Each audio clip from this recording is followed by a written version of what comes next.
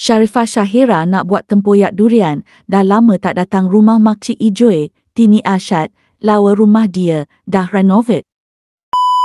Kami nak buat durian tempoyak. Tapi kat dalam dia renovate kemang cantik. Rumah Ucu, before and after. Kemain lagi Tini Arsyad. Cantiknya rumah, nak masuk rumah dia ya. Tapi nak buat tempoyak ni. Ada sayang? Mana parang? Kita mau balik kebun. Saya tak balik kebun. Ini suami saya je balik kebun. I nak masuk rumah you buat tutorial. Cantik. Patutlah bebel yang. Sayang, tengoklah rumah dia sayang. Cantik. Lagi gambar Sharifah. Kan tak ada, biarlah dulu nanti tu. Tak ada bajet paku pula. Cantiknya.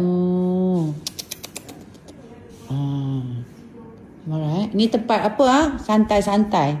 Lah sayangku. You tak baik you, Tini Arsyad.